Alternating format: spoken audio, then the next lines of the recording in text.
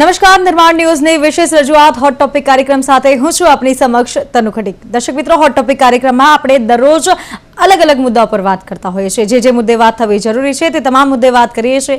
આજે વાત કરવી છે વિશ્વ હોમિયોપેથી દિવસ પર। આજે વિશ્વ હોમિયોપેથી દિવસ છે, ઠેર ઠેર ઉજવણી થઈ રહી છે અને આ મુદ્દે વાત કરવી એટલી જ જરૂરી બને છે। આ મુદ્દે આપણી સાથે વાત કરવા માટે એક ગેસ્ટ જોડાઈ ગયા છે સ્ટુડિયોમાં। આપણી સાથે ઉપસ્થિત છે ડોક્ટર કેતન શાહ કે જેઓ એમડી હોમિયોપેથ છે। કેતનભાઈ, આપનું નિર્માણ ન્યૂઝ પર સ્વાગત છે। Thank you very much.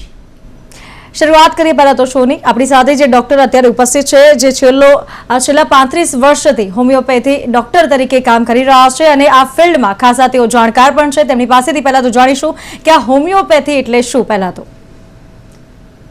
Homeopathy એ સારવાર પદ્ધતિ છે, જેમ આપણે બધા એલોપેથિક સારવારથી કે આયુર્વેદિક સારવારથી જાણીતા છીએ, એવી રીતે હવે એક નવી સારવાર પદ્ધતિ, થોડા 200 વર્ષ જૂની આ સારવાર પદ્ધતિ પણ એટલી ઝડપથી પ્રસરી રહી છે કે હવે લોકોના મોઢે પણ આ નામ નવું નથી કે હોમિયોપેથિક સારવાર પદ્ધતિ શું છે। આની શોધ વિશે વાત કરું તો જર્મનમાં એક એલોપેથ ડૉક્ટર હતા, ડૉક્ટર સેમ્યુઅલ હનીમેન, અને એમનો આજે જન્મદિવસ છે 10 એપ્રિલ, એટલે જ આજના દિવસે વર્લ્ડ હોમિયોપેથી ડે તરીકે ઉજવવામાં આવે છે। હવે આ ડૉક્ટર વિશે વાત કરું તો એ પોતે એલોપેથિક ડૉક્ટર હતા। એ વખતમાં એલોપેથિક પ્રેક્ટિસ કરતા હતા, એમડી એલોપેથિક ડૉક્ટર હતા, પરંતુ એ વખતે એમને જોયું તો જે સારવાર પદ્ધતિ હતી એ બહુ જ પીડાદાયક હતી અને લોકોને પરમેનન્ટ ક્યોર નહોતો મળતો, માટે એમને ધીરે ધીરે એ સારવાર પદ્ધતિ છોડી દીધી અને એક બુકનું ટ્રાન્સલેશન કરતા હતા અને એમાંથી એમને હોમિયોપેથિકનો કહી શકાય કે આવિષ્કાર કર્યો અને દુનિયાને આ વિશિષ્ટ સારવાર પદ્ધતિની ભેટ આપી। જી, અને આજે જ્યારે વર્લ્ડ હોમિયોપેથી ડે છે, ઠેર ઠેર ઉજવણી થઈ રહી છે, તો પહેલાં તો લોકોને માહિતગાર કરશું આપણે કે હોમિયોપેથી એટલે શું, તેની પર ખાસ આપણે વાત કરવાની છે અને હોમિયોપેથીની જે સ્ટડીઝ થાય છે, જે ભણતર થાય છે, તે કઈ રીતે ભણી શકે કોઈ સ્ટુડન્ટને જો આ ફિલ્ડમાં આગળ જવું હોય તો હોમિયોપેથિક પદ્ધતિ કે હોમિયોપેથી જે રીતે લોકોના મનમાં જાણીતું છે, એક સફેદ સફેદ ઝીણી ગોળીઓના રીતે લોકોના મનમાં છે। ઘણી વખતે તમે પણ જોયું છે કે બાળકોને દાંત આવતા હોય ત્યારે એ લોકો એવું જ માનતા હોય છે કે ના, હોમિયોપેથિક દવા આપીએ કે જેથી એના બાળકના દાંત આસાનીથી આવી શકે। એટલે આ રીતે શરૂઆતથી જ, બાળકના જન્મના શરૂઆતથી જ હોમિયોપેથિક દવા લેતું થાય છે અને હોમિયોપેથી જે વ્હાઇટ ગોળી તરીકે ઓળખાય છે એ લેવામાં બહુ સરળ છે અને એના જે રીતે રિઝલ્ટ છે એ જોતાં એવું લાગે છે કે ના, લોકોએ આજે એનો બહુ જ સરસ રીતે અમલ કર્યો છે પોતાના રોગોને ઠીક કરવા માટે, પોતાના રોગોને કાયમ માટે ઠીક કરવા માટે એમને આ સારવાર પદ્ધતિ અપનાવી છે અને એના ઘણા બધા બેનિફિટ્સ છે, એ આપણે ડિસ્કસ કરીશું। પણ જે તમારો બીજો સવાલ છે કે એજ્યુકેશન માટે, તો એજ્યુકેશનમાં એવું છે કે જે લોકો 12th સાયન્સ સાથે, બાયોલોજી સાથે પાસ થયા છે એ લોકોએ નીટની એક્ઝામ આપવી પડે છે અને નીટમાં ક્વોલિફાય થાય એ લોકોને જ હોમિયોપેથિક એજ્યુકેશન મળતું હોય છે। 4.5 વર્ષનો નોર્મલ જે કોર્સ છે એ, અને એ પછી 1 વર્ષનો ઇન્ટર્નશીપ કોર્સ, આટલું એટલે 5.5 વર્ષના અભ્યાસ પછી એમને BHMSની bachelor of homeopathy medicine and સર્જરીની ડિગ્રી મળતી હોય છે અને પછી એ લોકો ધારે તો 3 વર્ષ માટે એમડીનો કોર્સ કરી શકે છે, PhD પણ કરી શકે છે। ખાસ એક વાત જણાવું કે જે હોમિયોપેથિકનું ભણતર છે એ બધું જ ઇંગ્લિશ મીડિયમમાં થતું હોય છે અને એક નોર્મલ વસ્તુ છે કે માણસનો રોગની ડાયગ્નોસિસ કરવાનું છે એ તો બધા માટે બહુ જ કોમન, એક જ સરખું હોય, ચાહે એલોપેથ ડાયગ્નોસ કરે કે હોમિયોપેથ ડાયગ્નોસ કરે। જોન્ડિસ હોય તો જોન્ડિસ જ એને ડાયગ્નોસ કરવાનું છે। તો એના માટે જે અમે બુક્સ વાપરીએ છીએ કે અમારું જે એજ્યુકેશન થાય છે એ MBBSના જે સ્ટુડન્ટ્સ અથવા જે લોકો ભણે છે MBBSમાં એ જે બુક્સ વાપરે છે એ જ બુક્સ અમે વાપરતા હોઈએ છીએ। અમારામાં પણ ફર્સ્ટ યરમાં કહી શકાય કે ડેડ બોડી ઉપર અમે પણ અભ્યાસ કરતા હોઈએ છીએ। એટલે આ રીતે જોતાં જે માણસને ઓળખવાનું કે રોગનું નિદાન, સર્જરી, ગાયનેક, આ બધા જ સબ્જેક્ટ્સ અમે ભણીએ છીએ અને ખાલી એક વસ્તુમાં ફેર પડે કે એ લોકો એમનું ફાર્મેકોલોજી ભણતા હોય છે, અમે અમારી હોમિયોપેથિક દવાઓનું જે મટીરિયા મેડિકા કહેવાય એનો અભ્યાસ કરતા હોઈએ છીએ। જી કેતનભાઈ, લોકોમાં એવી માન્યતા પણ છે કે હોમિયોપેથીની દવાઓ થોડી મોડી અસર કરે છે, એમાં કેટલું સત્ય છે? આ એક હવે હું તમને એક સિમ્પલ એક્ઝામ્પલ આપું અથવા એક ક્વેશ્ચન તમને પૂછું કે સપોઝ તમને 15 વર્ષથી અસ્થમા છે, તમે રોજ ઇન્હેલર લો છો, છતાંય તમને મળતું નથી, ગ્રેજ્યુઅલી એના ડોઝીસ વધતા હોય છે, એક્યુટ એટેક પણ આવતા હોય છે, ત્યારે તમારે સ્ટીરોઇડ જેવી દવાઓ પણ લેવી પડતી હોય છે.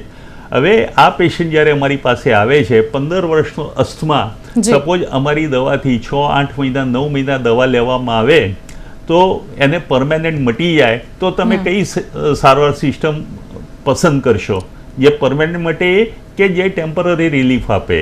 તો હોમિયોપેથિકમાં ખાસ કરીને જે ક્રોનિક ડિઝીઝ છે, ક્રોનિક એટલે જે વર્ષોથી ચાલ્યા આવતા રોગો છે, પેશન્ટને એમ કહી શકાય કે સાથ જ નથી છોડતા, એવા રોગોનો પરમેનન્ટ ઇલાજ હોમિયોપેથિકમાં મળી રહે છે.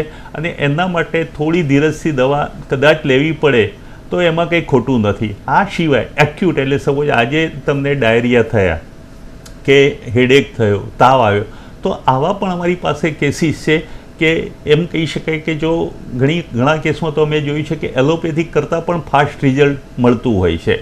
એટલે ક્યાંય હોમિયોપેથિક સ્લો નથી. જે લોકો હોમિયોપેથિક લે છે એમના રૂટીન ટ્રીટમેન્ટમાં એ લોકોને ખબર જ છે, અને એક વખત આ રીતે એમને અનુભવ થઈ ગયા પછી એ એમના કોઈ પણ એક્યુટ પ્રોબ્લેમ એટલે ત્વરિત થતા પ્રોબ્લેમમાં કે એમની જૂની બીમારીઓમાં હોમિયોપેથિક એ લેવાનું ક્યારેય છોડતા નથી. જી, અને હોમિયોપેથીની દવાઓ બાળકો અને સગર્ભા સ્ત્રીઓ માટે કેટલી જે સુરક્ષિત માનવામાં આવે છે? કેમ કે ઘણી બધી મિથ પણ છે લોકોમાં, ઘણા સવાલો પણ છે કે બાળકો માટે સુરક્ષિત નથી, સગર્ભા સ્ત્રીઓ માટે સુરક્ષિત નથી, કેટલું સત્ય? હોમિયોપેથિક દવામાં જેમ તમે બીજા સાયન્સમાં જોશો તો ક્રૂડ સબસ્ટન્સ કે કેમિકલ્સ કે એવું વપરાતું હોય છે. હોમિયોપેથિક જે દવાની પદ્ધતિ આપ જોશો બનાવવાની, દવાનું જે અર્ક જોશો કે મૂળ જોશો, તો એમાં ક્યાંય કોઈ કેમિકલ્સ નથી. એ ખાલી એમ કહી શકાય કે જેમાંથી દવા બને છે એનો ક્યોરેટિવ પાવર એટલે એને રોગ ઠીક કરવાની જે પાવર છે એને જ અમે વિશિષ્ટ રૂપે વિશિષ્ટ સિસ્ટમથી એને બહાર કાઢવામાં આવે છે અને અમે એ જ દર્દીને આપીએ છીએ. એટલે જ્યારે પણ દર્દીને આપીએ છીએ ત્યારે કોઈ એમાં કેમિકલ્સ કે કશું હોતું નથી, જેથી કોઈ સાઈડ અસર નથી થતી. એક દિવસના બાળકથી લઈને સગર્ભા સ્ત્રીઓ અથવા તો કોઈ પણ એજની વ્યક્તિને તમે હોમિયોપેથિક આપી શકો છો, જેની ક્યાંય કોઈ સાઈડ ઇફેક્ટ નથી થતી, કારણ કે આમાં કોઈ કેમિકલ નથી યુઝ થતું. આમાં ને આમાં ફક્ત ને ફક્ત એને રોગ ઠીક કરવાની જે વસ્તુની જે પદાર્થમાંથી દવા બનતી હોય છે એનો જ એક પ્રોસેસ કરીને પાવર લેવામાં આવે છે, જે ક્યારે હાનિકારક હોતો નથી. જી ડૉક્ટર કેતન, અત્યારે એક સવાલ મને પણ થઈ રહ્યો છે કે હોમિયોપેથીની દવાઓ મોસ્ટલી જે સફેદ કલરની નાની ગોળીઓ હોય છે, તો તે સફેદ કલરની નાની ગોળીઓ તો હોય છે તે બધી એક સરખી જ દેખાય છે, તો અલગ અલગ રોગોમાં કઈ રીતે તે કામ કરે છે? અમારી દવાઓ જે છે એ એમાં વ્હાઇટ ગોળી એટલા માટે હોય છે કે અમે એને એઝ એ વેહિકલ તરીકે ઉપયોગ કરતા હોય છે. એમાં જે અર્ક નાખવામાં આવે છે, દવાનો અર્ક એ જુદો હોય છે. તો વ્હાઇટની જે ગોળી છે એ સુગર ઓફ મિલ્કની બનેલી હોય છે. એમાં અમારી જે દવાનો અર્ક નાખવાનો હોય એ અર્ક નાખતા હોઈએ છીએ અને એ અર્ક એ ગોળી શોષી લેતી હોય છે. તો લેવામાં, આપવામાં અને બધી રીતે એની સરળતા રહે એ માટે એ વ્હાઇટ ગોળી એ ફક્ત ને ફક્ત વેહિકલનું કામ કરે છે. અગર એની ઉપર જો નામ ના લખ્યું હોય તો અમને પણ ના ખબર પડે કે આમાં કઈ મેડિસિન છે, પણ અર્ક જુદો છે અને વ્હાઇટ ગોળી છે એ ફક્ત વેહિકલ આપવા માટે અને લેવામાં સુવિધા રહે એના માટે જ વાપરવામાં આવે છે. જી, અને એક મહત્વનો પ્રશ્ન, જો કોઈ દર્દીને એલોપેથીની દવા ચાલતી હોય અગાઉથી, તો તે હોમિયોપેથીની દવા લઈ શકે? તેની કોઈ આડઅસર છે કે કેમ? હા, લઈ શકે. અમારી પાસે ઘણા બધા પેશન્ટ આવતા હોય છે કે એ લોકોને થાઇરોઇડ હોય છે કે બીજે બ્લડ પ્રેશર કે ડાયાબિટીસની દવા ચાલતી હોય છે, તો અમે એમ કહીએ છીએ કે એ દવાઓ તમે ચાલુ રાખો. સાથે અમે અમારી દવા આપતા હોઈએ છીએ અને સમયાંતરે એના ટેસ્ટ કરતા હોઈએ છીએ. સપોઝ થાઇરોઇડનું લેવલ છે એ એલોપેથિકની દવા સાથે સાથે હોમિયોપેથિક કર્યા પછી એ ઘટતું જાય છે, તો અમે પેશન્ટને કહીએ છીએ કે તમે આ દવા હવે ગ્રેજ્યુઅલી એના ડોઝ ઓછા કરો. તો પ્યોર સુપરવિઝનની નીચે જ અમે નક્કી કરતા હોઈએ છીએ. જેમ જેમ હોમિયોપેથિક દવાની ઇફેક્ટ્સ દેખાતી જાય પેશન્ટને, એના સિમ્ટમ્સમાં સુધારો થતો જાય, એના રિપોર્ટ્સમાં સુધારો થતો જાય, પછી અમે ડોઝ ઓછા કરતા હોઈએ છીએ. આ રીતે એલોપેથિકની દવા અને હોમિયોપેથિકની દવા સાથે આપી શકાય. પરંતુ જ્યાં અમુક એવા પણ કેસીસ હોય છે કે જ્યાં એલોપેથિકની જરૂર નથી હોતી, તમે એકલી હોમિયોપેથિક પણ આપી શકો છો. અને બીજું પણ કહું કે ઘણા કેન્સર જેવા કેસીસમાં એવું હોય છે કે બંને દવાઓ અમે સાથે પણ આપતા હોઈએ છીએ. કારણ કે કેન્સરના પેશન્ટમાં અમે એમ નહીં કહીએ કે તમે આ દવા બંધ કરી દો, પરંતુ એ દવાઓની જે સાઈડ ઇફેક્ટ થતી હોય છે, દાખલા કે કોઈને કેમોથેરાપી ચાલતી હોય, કોઈને રેડિયેશન ચાલતું હોય, તો એ વખતે જે એની સાઈડ ઇફેક્ટ એની બોડી ઉપર બહુ જ બધી અસર થતી હોય છે. એ વખતે અમે હોમિયોપેથિક, હું તમને એક એક્ઝામ્પલ આપું કે એક મારી પાસે પેશન્ટ હમણાં જ આવ્યું કે એને ફેસ ઉપર કેન્સર થયેલું.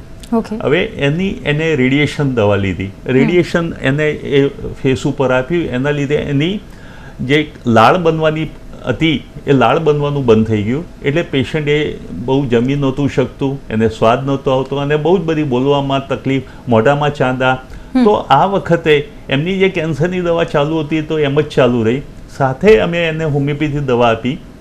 એ હોમિયોપેથિક દવાથી એની લાળ બનવાનું શરૂ થયું, એના છાલા મટી ગયા. તો એમ કહી શકાય કે જ્યાં આવી રીતે જરૂર હોય ત્યારે બંને સિસ્ટમનો સમન્વય કરીને પણ અમે દવા આપતા હોઈએ છીએ. અમારા ઘણા બધા પેશન્ટને કહેતા હોઈએ છીએ કે તમે આ દવા લો, પણ આમાં સાથે ફિઝિયોથેરાપીની, સપોઝ પેરાલિસિસના પેશન્ટ છે કે ઘણી વખતે સર્વાઇકલ સ્પોન્ડિલાઇસિસ, બેકએક કે ઘણા બધા એવા ટેનિસ એલ્બો, એવા બધા ઘણા બધા પેશન્ટને અમે કહેતા હોઈએ કે તમે આ દવાની સાથે ફિઝિયોથેરાપી પણ કરો.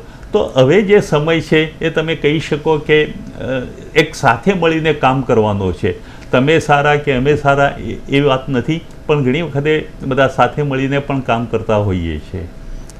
જી ડૉક્ટર, આપણે અગાઉ વાત કરી કે પેરાલિસિસના પેશન્ટ માટે પણ હોમિયોપેથી ક્યાંક ઉપયોગી નીકળે છે. અને જે દવાની વાત કરીએ તો અગાઉ મેં જેમ જણાવ્યું કે આગળ તેમને કોઈ દવા ચાલતી હોય તો તેની સાથે હોમિયોપેથીની દવા લઈ શકાય પેરાલિસિસના પેશન્ટ માટે.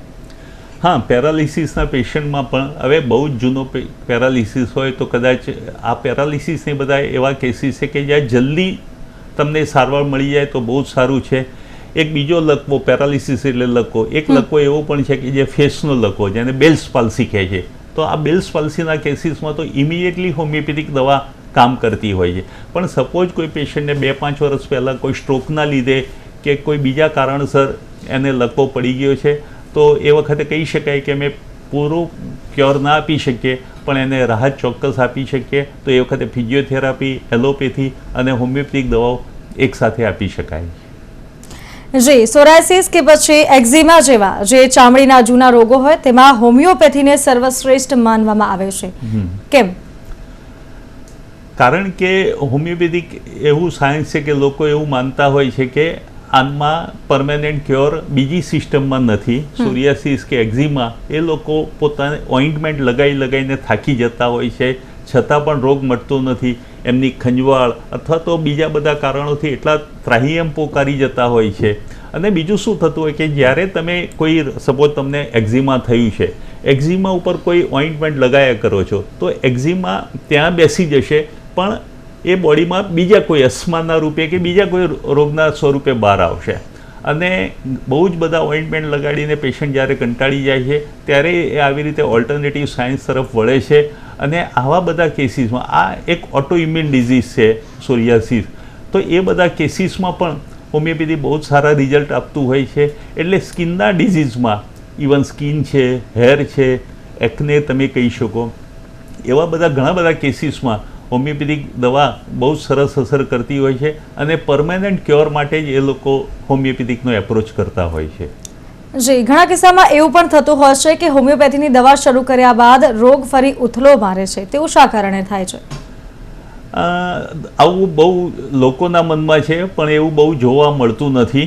નો ડાઉટ સ્કિનના કેસીસ હોય, જેમ તમે સોરિયાસિસની વાત કરી, હવે તમે પહેલાં જ બહુ જ બધા ઓઇન્ટમેન્ટ લગાવતા હતા, એ પેશન્ટ જ્યારે અમારી પાસે આવે ત્યારે અમે એને કહેતા હોઈએ છીએ કે ના, હવે તમે આમાં ઓઇન્ટમેન્ટ ના લગાવશો કે તમારી દવાઓ બંધ કરો અથવા ઓછી કરો, ત્યારે પેશન્ટને એવું લાગતું હોય છે કે મારી તકલીફ વધી ગઈ છે. પણ સપોઝ કોઈ 104 તાવવાળું પેશન્ટ અમારી પાસે આવે અને અમે દવા આપીએ તો પહેલાં એનો 105 તાવ થાય ને પછી મટે એવું નથી હોતું. એટલે આ ઘણી વખતે ક્રોનિક કેસીસમાં અને સ્કિન કેસીસમાં જ ખાસ કરીને જોવા મળતું હોય છે કે એનો રોગ થોડો વધતો હોય છે. બાકી સામાન્યતઃ હું આટલા વર્ષની પ્રેક્ટિસમાં મેં એવું નથી જોયું કે રોગ બહુ જ વધી જાય ને પછી એને પેશન્ટને તકલીફ થઈ જાય. જી, કોરોના કાળ પછી ખાસ કરીને લોકોમાં ઇમ્યુનિટી ઘટી છે, તો રોગ પ્રતિકારક શક્તિ વધારવા માટે પણ હવે લોકો એવું માની રહ્યા છે કે હોમિયોપેથીને લઈ લોકોમાં આકર્ષણ અત્યારે જોવા મળી રહ્યું છે, તો એની પાછળ કેટલું સત્ય? એમ કહી શકાય કે કોરોના એ હોમિયોપેથિક માટે વરદાન હતું, આવું બોલવું ના જોઈએ. પણ લોકોએ એ વખતે હોમિયોપેથિક દવાઓ કોરોનાના સિમ્ટમ્સમાં, ઇવન ભારત સરકારે પણ એક આર્સેનિક આલ્બ નામની દવા જાહેર કરી અને એ દવાઓ લેવાથી ઇવન ભારત સરકારને એમના રિસર્ચમાં પણ જોયું કે ના, આ દવા બહુ જ સારી અસર કરી રહી છે. જ્યાં બીજી દવાઓ અસર નથી કરતી ત્યાં હોમિયોપેથિકની આર્સેનિક આલ્બ દવા બહુ જ અસર કરી રહી છે. ત્યારે જે લોકો ક્યારેય હોમિયોપેથિકનું નામ ના સાંભળ્યું હોય એ લોકો આર્સેનિક આલ્બ લેવા માટે એમ કહી શકાય કે દોડાદોડી કરતા હતા.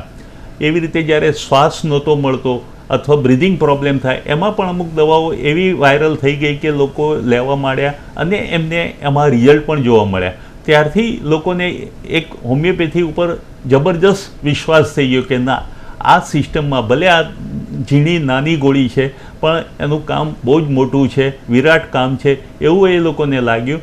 એ પછી પણ તમે જોયું છે તો કોરોનાની દવાઓના લીધે ઘણા બધા પેશન્ટમાં ડાયાબિટીસ ડેવલપ થયું, લંગ્સના કેસ પ્રોબ્લેમ શરૂ થયા, જેને લંગ્સ ફાઇબ્રોસિસ કહી શકાય, અથવા તો બ્રિધિંગ પ્રોબ્લેમ શરૂ થયા, ઇમ્યુનિટી ઘટી ગઈ. એ કરતાં પણ વધારે હું એક બીજું કહીશ કે એન્ઝાયટી બહુ લોકોને વધી ગઈ કે એ લોકો એટલા બધા ડરમાં બેસી ગયા. આ બધી જ તકલીફોમાં હોમિયોપેથીના કેસીસ એ વખતે પણ અમારી પાસે હતા અને આજે પણ એટલા બધા કેસીસ અમારી પાસે આવે છે કે એમ કહી શકાય કે લોકોમાં કોરોના વખતે અને કોરોના પછી હોમિયોપેથિક પ્રત્યેની બિલીફ બહુ જ વધી ગઈ છે. જી, આજની પેઢીમાં હોમિયોપેથીને લઈ વિશ્વાસ ક્યાંક હવે વધી રહ્યો છે. ખાસ કોરોના કાળ પછી તો વિશ્વાસ વધી રહ્યો છે લોકોનો, અને ઘણા વિદ્યાર્થીઓ પણ આ ફિલ્ડમાં કરિયર બનાવવા માંગી રહ્યા છે. તે વિદ્યાર્થીઓને શું કહેશો? કારણ કે પહેલાં એવું હતું કે બીજા ક્યાંય એડમિશન ના મળે ત્યારે એમ થાય કે લોકો હોમિયોપેથિકમાં એડમિશન લેતા હતા, પરંતુ હવે સમય બદલાયો છે. હવે જે રીતે આ સાયન્સ એટલું ફાસ્ટ વધી રહ્યું છે એની માંગ એટલી વધી ગઈ છે, નહીં કે ભારતમાં પણ ભારતની બહાર પણ એટલા જ લોકો હોમિયોપેથિક તરફ વળ્યા છે. આ જોતાં એવું કહી શકાય કે આનું ભવિષ્ય બહુ જ ઉજળું છે. જે રીતે એ સ્પીડે ગ્રોથ પામી રહ્યું છે એ રીતે એનું કહી શકાય કે બહુ જ આગળનો સમય પણ બહુ જબરજસ્ત આવશે.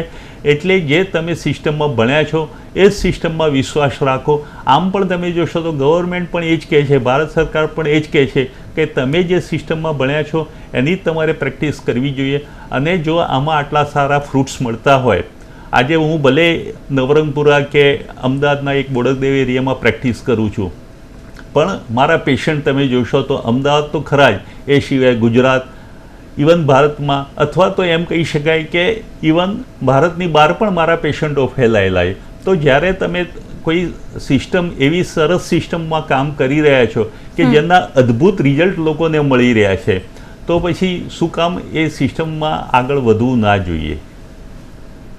જી, આગળ વાત કરીએ તો હાલના સમયમાં કિડની સ્ટોન છે, પાઇલ્સ જેવું જે બીમારીઓ છે તેમાં ક્યાંક સર્જરીની ડૉક્ટર સલાહ આપતા હોય છે, પરંતુ હોમિયોપેથી દ્વારા આ બીમારીઓને વગર ઓપરેશને મટાડી શકાય કે કેમ, તેવા પણ સવાલ થઈ રહ્યા છે.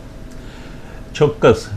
હવે આમાં પણ એ જ વસ્તુ છે કે ડૉક્ટર દરેકમાં પ્રોમિસ નહીં આપી દે કે અમે તમારો સ્ટોન નીકાળી દઈશું. ઘણી વખતે સ્ટોનની સાઇઝ મોટી હોય અને એ જો નળીમાં ફસાયેલી હોય અને નળીના લીધે, એ સ્ટોનના લીધે નળીમાં પેશાબનો ભરાવો થાય, એના લીધે એની કિડનીમાં પેશાબનો ભરાવો થાય, જેને અમે સોનોગ્રાફીનો રિપોર્ટ જોઈને કહેતા હોય છે હાઇડ્રોનેફ્રોસિસ.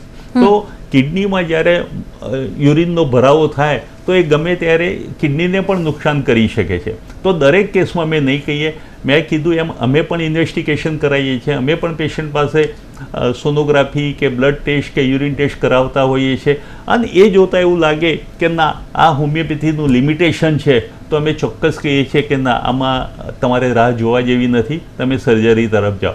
પરંતુ મેં ઘણા બધા એવા કેસીસમાં, અને જ્યાં સામાન્ય સાઇઝની પથરી હોય જે નીકળી શકે એવી હોય, અથવા જેને અમે બ્રેક કરી શકીએ, તો એવી એટલી બધી એક્સરી દવાઓ છે. અને બહુ જ બધા પેશન્ટ, કારણ કે ઘણા પેશન્ટને તો સ્ટોન વારંવાર થતા હોય છે, તો આવા પેશન્ટ અમારી પાસે આવ્યા કે સાહેબ મારી જોડે 3 વર્ષ પહેલાં અમને પથરી થયેલી, હવે એ વખતે તમારી દવાથી નીકળી ગઈ હતી, હમણાં ફરી પેન ઉપડ્યો, એટલે હું બીજે ક્યાંય ના ગયો અને તમારી પાસે આવ્યો.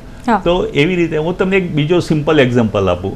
એક પેશન્ટ મારા જાણીતા, બહુ જૂના પેશન્ટ, એમને સ્ટોન થયો, તો એ સીધા ડૉક્ટર પાસે ગયા કે યુરોલોજિસ્ટ પાસે કે સ્ટોનનું ઓપરેશન કરવું છે. પણ સમહાવ એ વખતે એમના પીરિયડ્સ ચાલતા હતા, એટલે ડૉક્ટરે કીધું કે ના, હવે તમારું પીરિયડ્સ પતી જાય, માસિક સ્રાવ પતી જાય પછી તમારું આપણે ઓપરેશન કરીશું.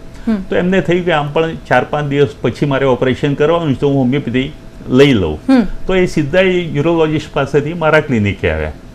મેં એમને દવા આપી, અને એમના સદનસીબે કે મારા સદનસીબે ઓપરેશન પહેલાં જ એમનો સ્ટોન નીકળી ગયો. તો એવું નથી કે દરેક કેસમાં સર્જરીની જરૂર હોય છે, અને એવું પણ નથી કે દરેક સ્ટોન હોમિયોપેથી નીકળી જતા હોય છે. પાઇલ્સ કહો કે ફિશર્સ કહો કે ફિસ્યુલા કહો, એવા ઘણા બધા કેસીસ અમારી પાસે છે કે જેમના પેઇન જતા રહેતા હોય છે. નો ડાઉટ એ વખતે એમને લાઇફસ્ટાઇલ જે ચેન્જીસ કરવા પડે, કે તમારે કોન્સ્ટિપેશન ના રહેવું જોઈએ, પાણી વધારે લેવું જોઈએ, ફાઇબર વધારે લેવું જોઈએ, એ સલાહો અમે આપતા હોઈએ છીએ. બાકી ઘણા કેસીસમાં તો ઇવન ઓપરેશન પછી પણ ફરી પાઇલ્સ થતા હોય છે.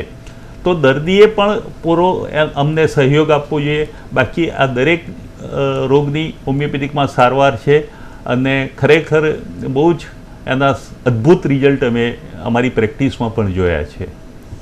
જી ડૉક્ટર કેતન, હોમિયોપેથીમાં દર્દીના સ્વભાવને જાણીને જે દવાઓ આપવામાં આવતી હોય છે, દર્દી ગુસ્સો કરે છે કે કેમ, તેની માનસિક સ્થિતિ ખાસ જાણીને દવા આપવામાં આવતી હોય છે. તો મેન્ટલ હેલ્થની જે અત્યારે લડાઈ લડી રહી છે અત્યારની જનરેશન, તો માનસિક સ્થિતિ ખાસ ડિપ્રેશન, એન્ઝાયટીમાં જે લોકો હોય છે, તેમની માટે હોમિયોપેથી કેટલી કારગર છે? એ પેશન્ટ અમારી પાસે ભલે મેન્ટલ હેલ્થ માટે ના આવ્યું હોય, એવા પણ આવે છે પેશન્ટ કે સ્ક્રિઝોફ્રેનિયાના પેશન્ટ, કે એન્ઝાયટીના પેશન્ટ, કે ઘણા બધા પેશન્ટ અમારી પાસે ડિપ્રેશનના એ બધા આવતા હોય છે. પરંતુ આ પેશન્ટની આપણે વાત ના કરીએ, એમને પણ રૂટીન કોઈ પેશન્ટ અમારી પાસે આવે છે કે સપોઝ એસિડિટી માટે આવ્યું છે એ પેશન્ટ, કે ક્રોનિક ડાયરિયા માટે, કે IBS માટે આવ્યું છે. તો કોઈ પણ પેશન્ટ, ઇવન 5 વર્ષનું બાળક પણ જ્યારે અમારી પાસે ટ્રીટમેન્ટ લેવા આવશે, તો અમે એનો નેચર જાણતા હોઈએ છીએ. આનું એક જ કારણ છે કે બીજી સિસ્ટમમાં તમે જોશો તો તમને જોઈન્ટ પેઇન થાય છે, તો ખાલી એ લોકોનું લક્ષ્ય જોઈન્ટ પેઇન જ હશે. એ તમે એસિડિટીની કમ્પ્લેન કરશો તો એસિડિટીની દવા મળશે, પરંતુ હોમિયોપેથિક રોગની નહીં. એટલે એસિડિટીની ટ્રીટમેન્ટ નથી કરતું, તમારે જોઈન્ટ પેઇનની નથી કરતું, પરંતુ એ પૂરા વ્યક્તિનો અભ્યાસ કરે છે. કારણ કે તમે પણ મારી સાથે એગ્રી ક્યાંક ને ક્યાંક થશો જ કે તમારા સ્વભાવની, તમારી લાઈફસ્ટાઈલની, તમારા મનની, તમે કોઈ ટેન્શનમાં છો, સ્ટ્રેસમાં છો, તો એના તમારા શરીર ઉપર અસર થતી જ હોય છે. તો શરીરના અવયવો અલગ અલગ ભલે હોય આપણી રીતે, પણ એનું સંચાલન તો એક જ થાય છે. આપણે એને આત્મા કહીએ, અમારી ભાષામાં વાઇટલ ફોર્સ કહીએ, કે ઇમ્યુનિટી કહીએ. તો ક્યાંક એક જગ્યાએ તમને પ્રોબ્લેમ થાય તો એની ઇફેક્ટ બીજી જગ્યાએ દેખાતી જ હોય છે. સિમ્પલ એક્ઝામ્પલ આપું કે રાતે ઘણા પેશન્ટ એવી કમ્પ્લેન કરતા હોય કે રાતે 12 વાગે કોઈ ડોરબેલ વાગે અથવા ફોનની રિંગ વાગે તો પહેલાં મારે ટોયલેટ જવું પડશે. તો આ શું થયું? મનની અસર શરીર ઉપર થઈ. તો એવી રીતે અમે પૂરા કોઈ પણ કેસમાં, ઇવન 2 વર્ષનું બાળક હોય તો પણ અમે એની મધરની હિસ્ટ્રી પૂછતા હોઈએ કે મધરને પ્રેગ્નન્સીમાં કોઈ ડર લાગતો હતો, એ વખતે એની સાથે કોઈ એવા બનાવો બન્યા છે કે જેની ઇફેક્ટ્સ બાળક સુધી આવે છે. એ બધું જોતા દવા આપતા હોઈએ છીએ. એટલે મેન્ટલ હેલ્થ સિવાયના કેસીસમાં પણ અમે ડિટેલ હિસ્ટ્રી લેતા હોઈએ છીએ, અને મેન્ટલ હેલ્થમાં તો બહુ જ સરસ રિઝલ્ટ છે. અને ઘણા લોકો જે રેગ્યુલરલી દવાઓ લેતા હોય છે, ઊંઘ ના આવી, ઊંઘમાંથી ઝબકીને જાગી જવું, એન્ઝાયટી, પરસેવો થવો, વારંવાર ડૉક્ટરોને મળવા જવું, એ બધા જ દર્દીઓ જ્યારે હોમિયોપેથિક લેતા હોય છે ત્યારે એમની બીજી બધી દવાઓ ધીરે ધીરે ઓછી થઈને બંધ થઈ જતી હોય છે, અને વ્યક્તિ બહુ સ્વસ્થ જીવન જીવતું હોય છે. જી, અને ખાસ કરીને છેલ્લા ઘણા સમયથી નકલી ડૉક્ટરો પકડાઈ રહ્યા છે. હવે હોમિયોપેથીની ફિલ્ડમાં પણ જે નકલી ડૉક્ટરો પડીકી આપી દેતા હોય છે દવાની, તો એક સામાન્ય માણસ કઈ રીતે અસલી ડૉક્ટરની પરખ કરી શકે? તમારી વાત બહુ સાચી છે. હવે અત્યારે ગવર્મેન્ટે એક ક્લિનિક એસ્ટાબ્લિશમેન્ટ નામનો લો લાવી રહી છે, જેનું અત્યારે રજિસ્ટ્રેશન ચાલી રહ્યું છે અને આ મહિનાના અંતમાં એનું રજિસ્ટ્રેશન પૂરું થઈ જશે. તો આ રજિસ્ટ્રેશનમાં કમ્પલસરી એવું છે કે કોઈ પણ હોસ્પિટલ હોય, કોઈ પણ સિસ્ટમનો ડૉક્ટર હોય, ચાહે આયુર્વેદિક હોય, હોમિયોપેથ હોય કે એલોપેથિક ડૉક્ટર હોય, એને પોતાનું ક્લિનિકનું રજિસ્ટ્રેશન ગવર્મેન્ટમાં કરાવવું પડશે. એમાં અમારી ડિગ્રી કે ક્લિનિકના ફોટા અપલોડ કરવાના રહેશે, દવાઓના ફોટા અપલોડ કરવાના હોય છે અને ગવર્મેન્ટ તરફથી પ્રતિનિધિ આવીને અમારા ક્લિનિકની તપાસ કરતા હોય છે. તમારા સર્ટિફિકેટ બધું બરાબર છે કે નહીં, તમે બરાબર છો કે નહીં, એ નક્કી કરીને તમને સર્ટિફિકેટ આપવાના છે. તો હવે જે તમે કહો છો કે નકલી ડૉક્ટર, કદાચ એના માટે જ આ ગવર્મેન્ટનું પગલું છે અને હવે આ ક્લિનિક એસ્ટાબ્લિશમેન્ટ આવ્યા પછી આવી કોઈ વસ્તુ રહેશે નહીં અને એ ખરેખર પ્રજાના હિતમાં છે અને એનાથી એમને ખ્યાલ આવી જશે કે આ ડૉક્ટર અસલી છે કે નકલી ડૉક્ટર છે. જી, વિશ્વ હોમિયોપેથી દિવસની આ વિશેષ ચર્ચામાં આપ અમારી સાથે જોડાયા. ડૉક્ટર કેતન, આપનો ખૂબ ખૂબ આભાર. Thank you. હું આ ચેનલને આભાર માનીશ, કારણ કે અમારું સાયન્સ હજી શરૂઆત છે, ભલે એને હરણફાળ ભરી છે 200-250 વર્ષમાં, છતાં પણ હજી વધારે અવેરનેસની જરૂર છે. આ કહી શકાય કે ઓછા ખર્ચમાં થતી સારવાર છે અને પરમેનન્ટ ક્યોર આપે છે, લેવામાં બહુ જ સરળ છે અને કોઈ સાઈડ ઇફેક્ટ નથી. આવા સાયન્સને તમે તમારી ચેનલ થ્રુ જે લોકો સમક્ષ મૂક્યું છે એ બાબતમાં હું પણ આપનો અને આપની ચેનલનો ખૂબ ખૂબ આભારી છું. જી, તો હાલ કાર્યક્રમ હોટ ટોપિકમાં બસ આટલું જ. મને આપશે રજા. નમસ્કાર.